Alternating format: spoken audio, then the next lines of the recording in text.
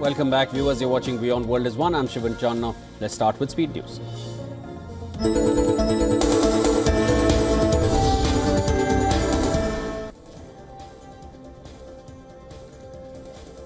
US President Trump has said that he is committed to buying and owning Gaza, but could allow sections of the war-ravaged land to be rebuilt by other states in West Asia. US President also said he was open to the possibility of allowing some Palestinian refugees into the US, but would consider such requests only on a case-by-case basis. Israeli Prime Minister has praised the proposal of US control of Gaza and the displacement of its population as revolutionary following his return to Israel from Washington. However, Netanyahu is facing heat as he called for the establishment of a Palestinian state on Saudi land. The first foreign head of state to visit during our administration, and Bibi, I wanted to say. The Organization of Islamic Cooperation, OIC, a group of 57 Islamic nations, has strongly condemned Netanyahu's remarks as unacceptable and irresponsible regarding creation of a Palestinian state on Saudi land. Meanwhile, Turkish President Erdogan said that there was no point in discussing Trump's plan to take over Gaza Strip.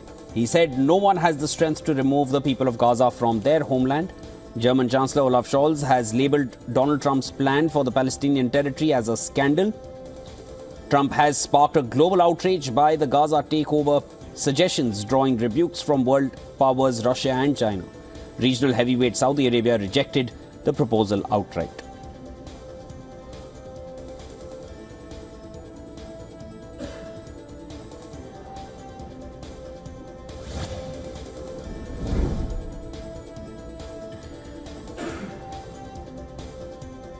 US President Donald Trump has announced that he will impose 25% tariffs on steel and aluminium imports. Trump says he'll announce the tariffs as well as other import duties later in the week. He also reaffirmed that he'll announce reciprocal tariffs, which means the US would impose import duties on products where another country has levied duties on American goods. Trump has been saying these things while speaking to reporters aboard Air Force One as he flew from Florida to attend the Super Bowl in New Orleans. All these statements were made while he was in Air Force One.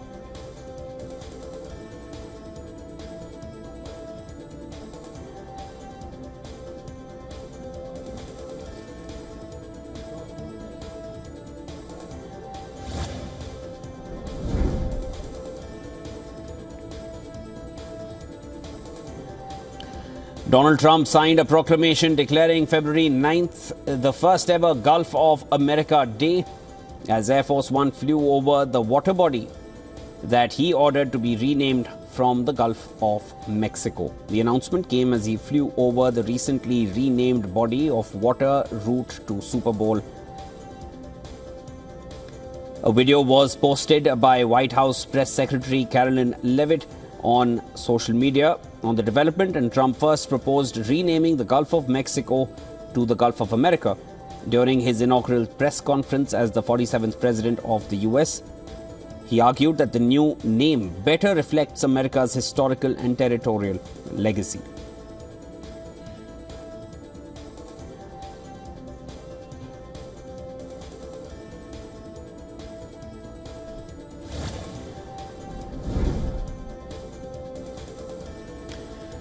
Reiterating his resolve to absorb Canada, Trump has said he is serious about wanting Canada to become the 51st state of the US. Canadian Prime Minister Justin Trudeau has recently suggested that Trump's talk of annexing Canada is a real thing. Talking about Trudeau's comments during an interview, Trump replied that it was a real thing. Trump also said he has not seen enough action from Canada and Mexico to stave off the tariffs he has threatened to impose. The interview aired on Sunday during the Super Bowl pre-show.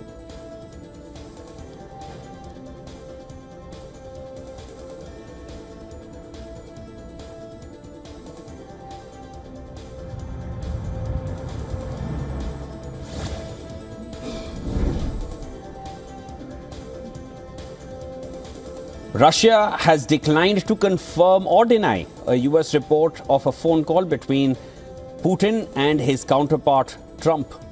According to New York Post, the US president said that he held talks with the Russian president on bringing the war to an end between Russia and Ukraine. Trump added that Putin wants to see people dying. He wants to stop seeing people dying. Washington has also not officially confirmed any communication between the leaders since Trump took office on a pledge to swiftly end the Ukraine fighting.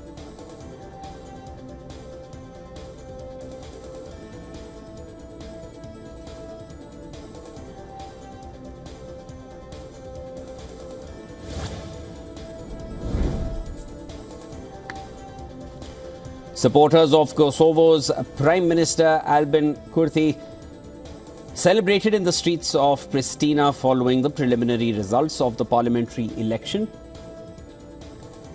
Clad in Albanian flags and playing drums, the large group of supporters gathered with the Prime Minister after midnight in the capital's main square, where he declared victory. The Prime Minister pledged to form a new government without giving any indications about a potential coalition partner.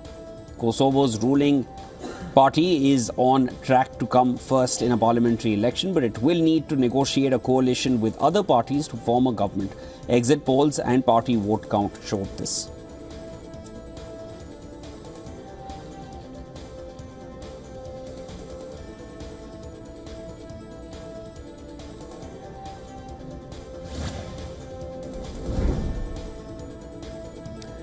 German Chancellor Olaf Scholz accused his election rival Friedrich Merz of having broken his word by accepting support from the far-right AfD to push an anti-immigration motion through parliament. Scholz made the statement during a first and only one-on-one live TV debate ahead of the February 23rd elections. Centre-left Scholz, who is hoping for a late comeback amid poor poll ratings, went on the offensive against the conservative Merz. He charged that Merz's tactic of accepting votes from the Alternative for Germany late last month had meant a breaking of his word and a taboo.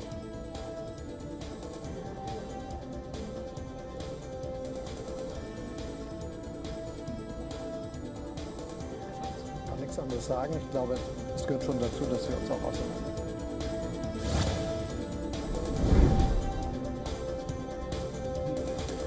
Ecuador's centre-right president, Daniel Noboa, is headed for a runoff election after failing to secure an outright majority in general elections, according to preliminary results. With more than 3/4 of ballots counted, Noboa leads with 44.6% of the vote, while his closest rival, leftist candidate Luisa Gonzalez, follows closely with 44.02%. Under Ecuadorian law, a candidate must surpass 50% of the vote or secure at least 40% with a 10-point lead to win outright. If the trend holds, Ecuadorians will return to the polls on April 13th to decide whether to continue Noboa's tough-on-crime policies or shift towards Gonzalez's alternative vision, as the country grapples with an unprecedented security crisis driven by drug-related violence.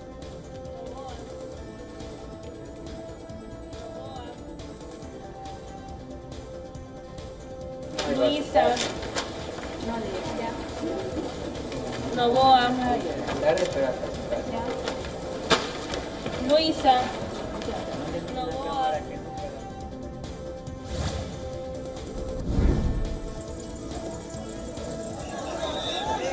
A total of 1,308 people have been arrested across Bangladesh after the interim government launched Operation Devil Hunt.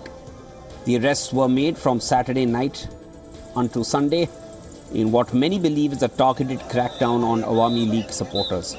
According to a statement released by Additional Inspector General of Police, 274 people were arrested by Metropolitan Police, while other 1,034 by different range police. The special operation was launched after violent clashes broke out between anti-Sheikh Hasina protesters and locals in Ghazipur. Bangladesh has also criticized India's comments on the demolition of the residence of Sheikh Mujibur Rahman.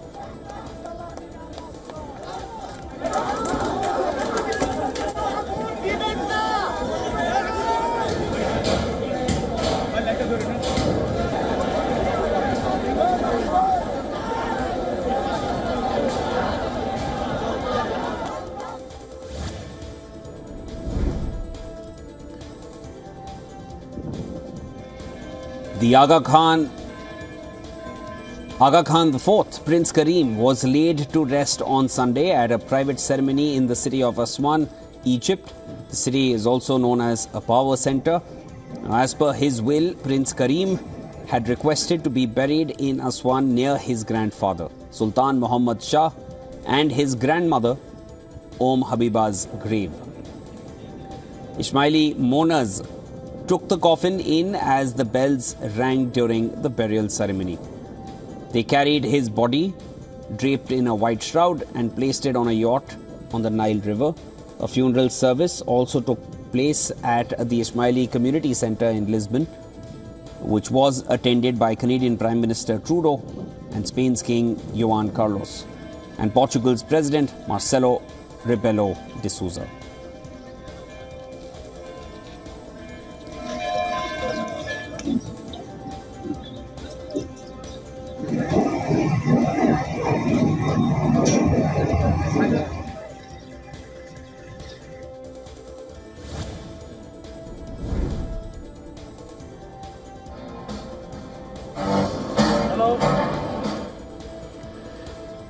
The 15th edition of the country's flagship aerospace show, Aero India 2025, has begun at Air Force Station Yelahanka in Bengaluru.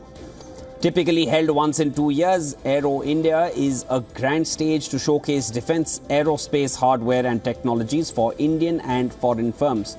The show is featuring a range of aircraft including C-130J Hercules, F-35 and Su-57 stealth fighter jets.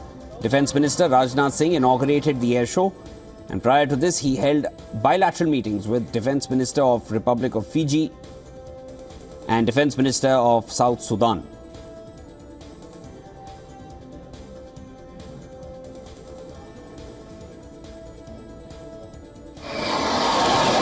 A warm welcome to the Chief of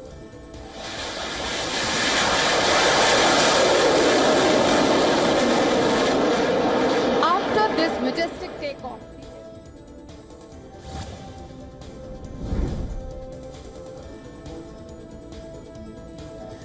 French President Emmanuel Macron posted artificial intelligence generated fake videos that he features in to promote a summit on the topic. These AI generated fake videos have garnered significant attention on social media. In the videos, Macron can be seen dancing to the iconic 1980s hit Voyage Voyage by French singer Desireless. Starring in a spy comedy film alongside French actor Jean Dujardin, and even rapping and busting a move channeling French performer Nephew. Macron is all set to host the AI Action Summit in Paris, gathering heads of state and government with India as the co-chair.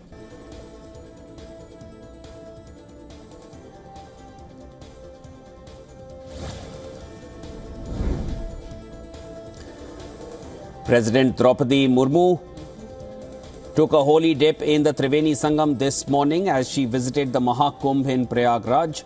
Visuals showed President being escorted by the guards on the floating jetty, after which she climbed down a ramp and took a dip. Her visit comes after a week of a stampede in which 30 devotees died during the auspicious Moni Amavasya, as a huge crowd turned up in the early hours to take the dip in Sangam. The President landed in Prayagraj earlier in the day and reached the Sangam accompanied by Uttar Pradesh Governor and Chief Minister. She will also offer prayers at the Hanuman Temple and Akshay Vat tree, considered a symbol of immortality.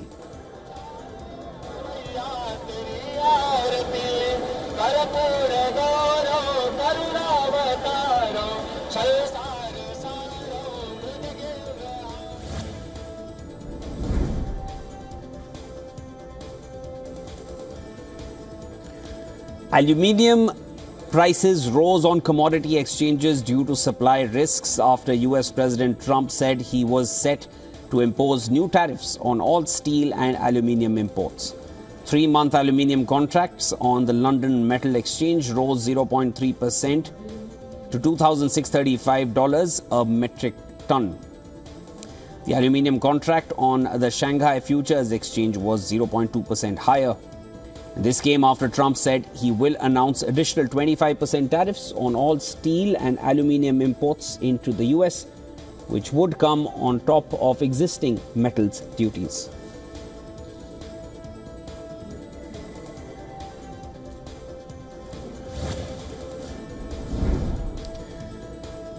The dollar strengthened after US President Trump said he was set to impose new tariffs on certain metals, putting pressure on the euro and commodity-focused Australian and New Zealand dollars. Trump also said he will announce reciprocal tariffs on Tuesday or Wednesday. And these reciprocal tariffs would be applied to all countries and matching the tariffs levied by each country on the US. The move adds to jitters over a global trade war, with China's retaliatory duties on US goods due to take effect very soon. Beyond Trump, investor focus will be on US inflation data on Wednesday and an appearance by Fed Reserve Chair Jerome Powell before the House of Representatives on Tuesday and Wednesday, with tariffs likely to be in the spotlight.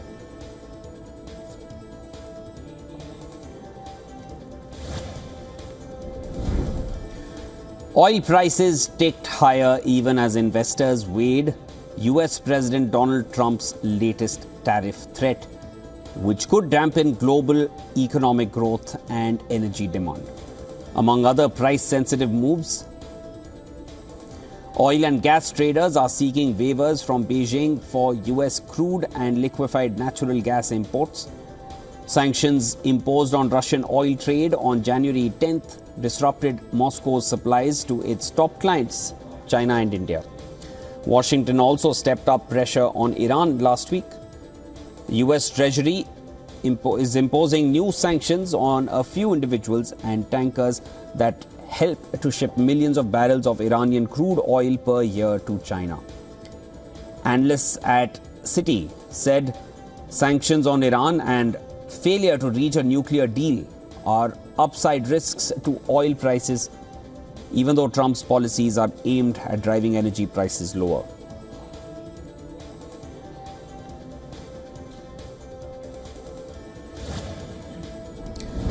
Japan's current account surplus jumped to a record last year as a weaker yen boosted returns on foreign investments that helped to comfortably offset a trade deficit. Primary income from securities and direct investment overseas remained the biggest driver, with a record 40.2 trillion yen in surplus. This surprised investors as Japanese companies pursued growth abroad, including acquisitions of foreign firms.